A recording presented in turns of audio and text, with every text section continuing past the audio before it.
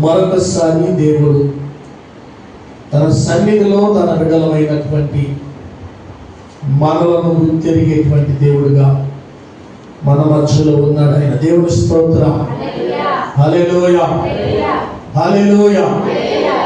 పరిశుద్ధ గ్రంథముల నుంచి 2వ రాసుల గ్రంథం 4వ అధ్యాయం 1వ వచనాన్ని చదువుదాం. అంతటా ప్రవక్తల శిష్యులలో ఒకని భార్య నీ దాసుడైన నా పెనిమిటి చనిపోయెను, అతడు యెహోవాయందు భక్తి గలవాడై ఉండెనని మీకు తెలిసే ఉన్నది. ఇప్పుడు అప్పుల వారు నా ఇద్దరు కుమారులు తనకు దాసులుగా ఉండుటకై వారిని పట్టుకొని పోవుటకు వచ్చి ఉన్నారని ఎలీషాకు మొరపెట్టగా, ఎలీషా నా వలన నీకేమి కావలెను, నీ ఇంటిలో ఏమి ఉన్నదో అది నాకు తెలియచెప్పమనెను. అందుకామె నీ దాసురాలనైనా నా ఇంటిలో నూనె కొండ ఒకటి ఉన్నది, అది తప్ప మరి ఏమీ లేదు అనెను. ప్రభునందు ప్రియమైనటువంటి దేవుని బిడ్డలారా, చాలా సార్లు ఈ మాటలు మనం విన్నటువంటి మాటలు కావచ్చు, కానీ ఈ పగటకాల సమయంలో పరిశుద్ధాత్మ దేవుడు ప్రేరేపించి మాట్లాడుతున్నటువంటి మాట. ఇక్కడ ఒక సహోదరి దైవజనుడైనటువంటి ఎలీషా దగ్గరకు వచ్చింది. ఎలీషా దగ్గరకు వచ్చి ఎలీషాకు మొర్ర పెట్టుకుంటూ ఉందట. ఏం చేస్తుంది చెప్పండి? ఎలీషాకు మొర్ర పెట్టగా దైవజనుడైనటువంటి ఎలీషా అంటున్నాడు, నా వలన నీకేమి కావలెను, నా వలన నీకేమి కావలెను అని ప్రశ్నించినప్పుడు ఆమె చెబుతుంది, నీ ఇంటిలో ఏమి ఉన్నదో అది నాకు తెలియచేయుము. అందుకనే నీ దాసురాలనైన నా ఇంటిలో నూనె కొండ ఒకటి ఉన్నది. దేవునికి స్తోత్రం చెప్పండి. దైవజనుడు అంటున్నాడు ఇక్కడ, నీ ఇంటిలో ఏమి ఉన్నదో అది నాకు తెలియచెప్పుము అని అడిగినప్పుడు ఆమె అంటుంది, నా ఇంటిలో నూనె కొండ ఒకటి ఉన్నది అని. దేవుని స్తోత్రం. హల్లెలూయా. ఆమె యొక్క పరిస్థితి ఏంటంటే, తన యజమానుడు తన భర్త అప్పులు చేశాడంట. ఏం చేశాడు చెప్పండి? అప్పులు చేసి అతడు చనిపోయాడని బైబిల్లో రాయబడింది.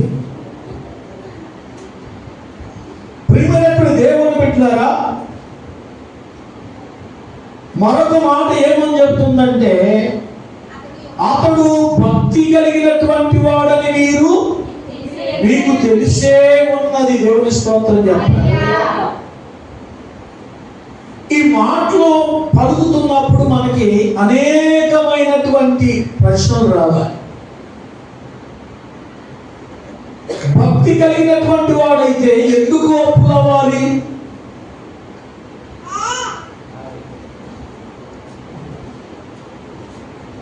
చాలా మందికి వచ్చేటువంటి సందేహం,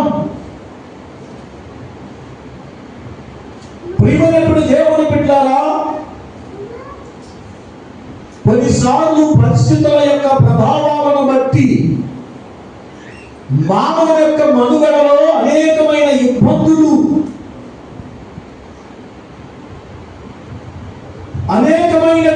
సమస్యలను బట్టి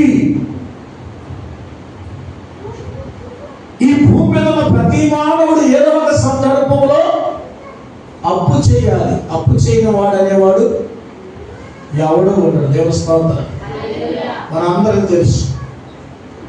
కనీసం మనం ఇంట్లో చింతపండు లేకపోతే అప్పుకి వెళ్తామా వెళ్ళరా? వెళ్ళవాడు దాని దేవస్థానం. 2 పచ్చిమిరకాయలు లేకపోతే అప్పుకి వెళ్తామే, అది అప్పు కాదా? ఏదైనా ఇంట్లో ఉల్లిపాయలు అనుకోండి, పక్కింటి వారికి వెళ్తాం, వెళ్ళమ్మా ఉల్లిపాయలు అమ్మ తేగానే ఇస్తానంటామా ఇవ్వనంటామా? ఎవరంటే ఇస్తారా? ఎవరంటే ఇస్తారా? ఇచ్చేసాక తర్వాత ముందు మనం ఏమంటాము? ఇస్తామనే తెచ్చుకుంటాం. తర్వాత దాని గురించి మనం ఏం చేస్తాం చెప్పండి? మర్చిపోతాం. ఒక యవనస్తుడు డబ్బులు ఇవ్వాల్సి ఏం చేశాడంటే ఫోన్ చేశాడంటే, డబ్బులు తీసుకున్నటువంటి వాడు మాట్లాడే మాట ఎలా ఉందో తెలుసా? తీసుకునేటప్పుడు ఉన్న మాట్లాడిన మాట్లాడదు, ఇచ్చినటువంటి వాడు అడిగినప్పుడు అతడు చెప్పే సమాధానం అని తెలుసా?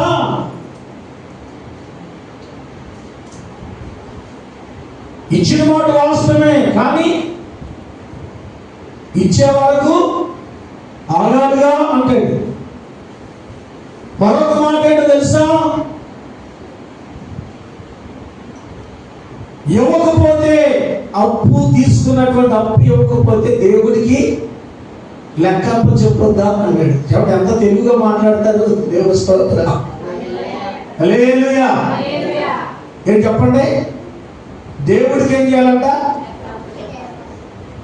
దేవుడికి లెక్కప్పు చెప్పాలని తెలుసు, కానీ ఇవ్వవలసినటువంటి అప్పు మాత్రము ఇవ్వడానికే రావట్లా, మనసు రావట్లేదు. ప్రియమైనప్పుడు దేవుడు బిడ్డల వాక్యంలో చెప్పబడిన మాట ఏంటంటే, అప్పు తీసుకున్నటువంటి వాడు అప్పు ఇచ్చిన వానికి ఎలాంటి వాడంట? దాసుడు అని రాయబడింది.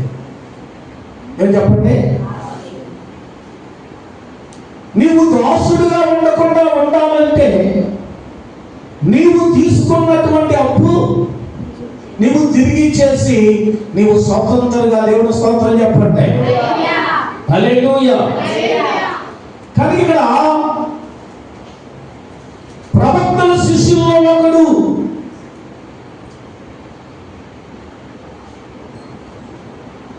పరిస్థితుల ప్రభావాన్ని బట్టి కావచ్చు,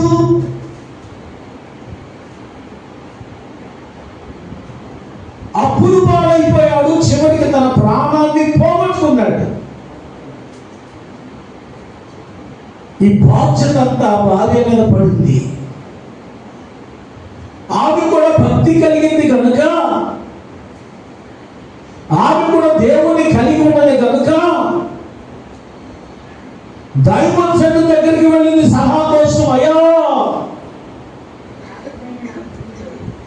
నీ దాసుడు అయినటువంటి నా పెనిమిటి చనిపోయెను, అతడు యెహోవా యందు భక్తి గలవాడై ఉన్నాడని మీకు తెలిసే ఉన్నది.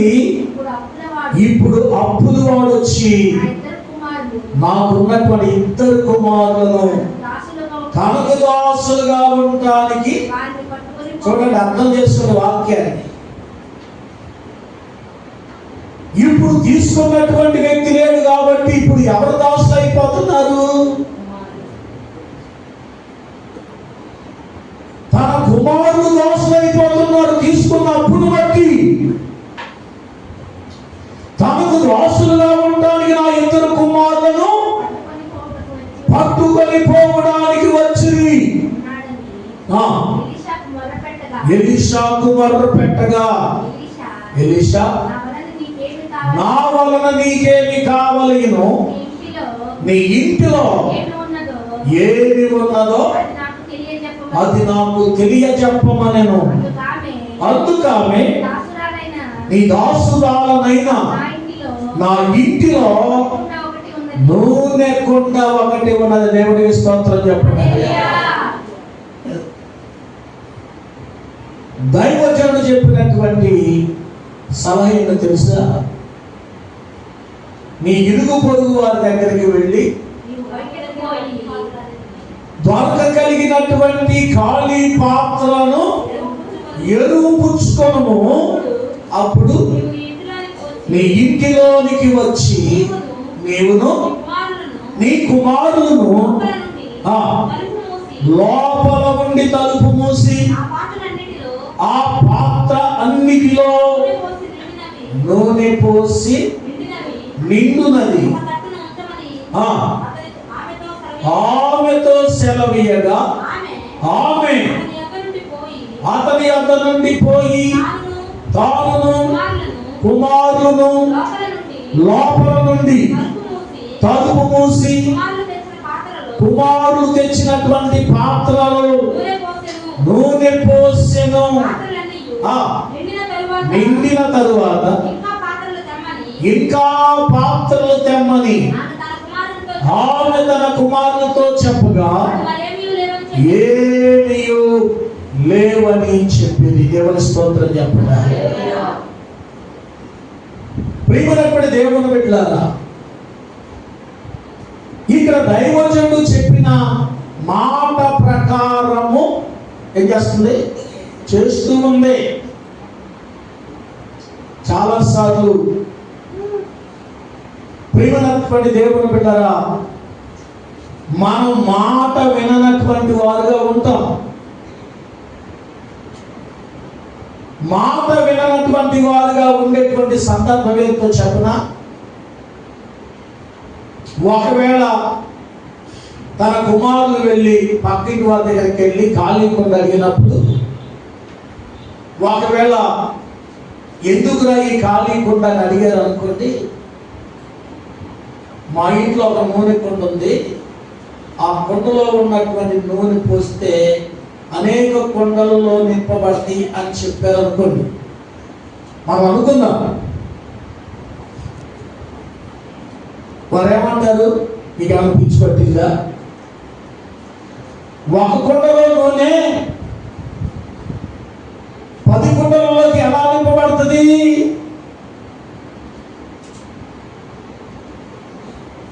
ఆయన ఎవరో చెప్పారని ఆ పిచ్చి మాటలు మీరు భుజాన్ని వేసుకుని మీరు కూడా పిచ్చోళ్ళగా తయారయ్యారా? అంటారు లేదా?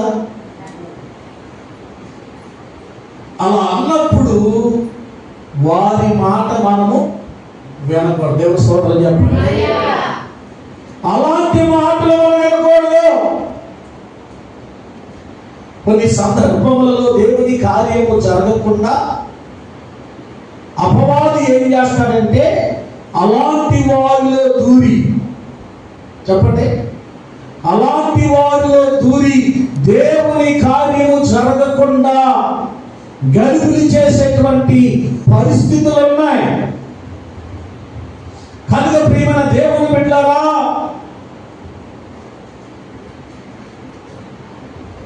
అలాంటి మాటలు మనం ఎంత మాత్రము వినకూడదు. దేవుని కార్యము జరగాలంటే